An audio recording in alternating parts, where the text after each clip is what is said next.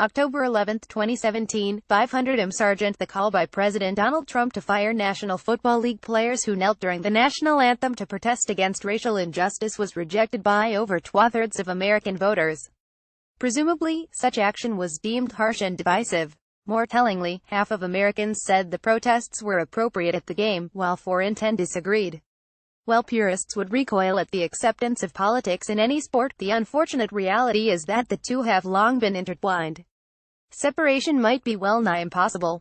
This was emphasized in Europe as well when champion soccer club Barcelona went on strike to protest against the forceful actions of the Spanish authorities to squash the Catalan independence referendum.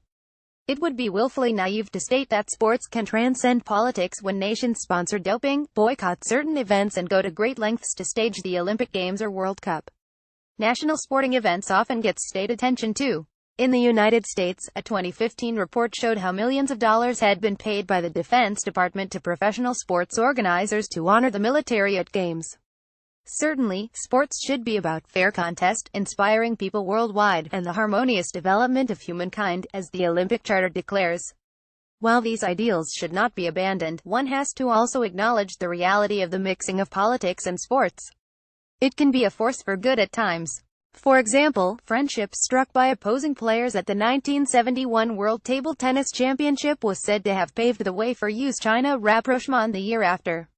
Another instance was then-President Nelson Mandela's appearance in a Springbok jersey at the 1995 Rugby World Cup final in South Africa, which helped to unite an apartheid-torn nation.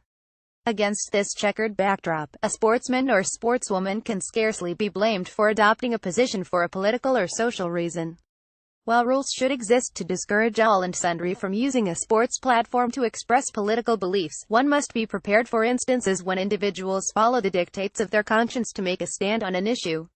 As in the U.S., strong views will persist elsewhere about how such actions should be dealt with. At the 1968 Olympics, U.S. athletes executing a Black Power salute even had their lives threatened. Making such sportsmen pay an unduly heavy price would be wrong when sports has been politicized in the past and will likely remain so in a political world. To regard the podium as sacred in some way would be a pretense when it is blatantly used to promote commerce and the image of those in power. Athletes who go overboard should be dealt with appropriately, but they shouldn't be turned into scapegoats.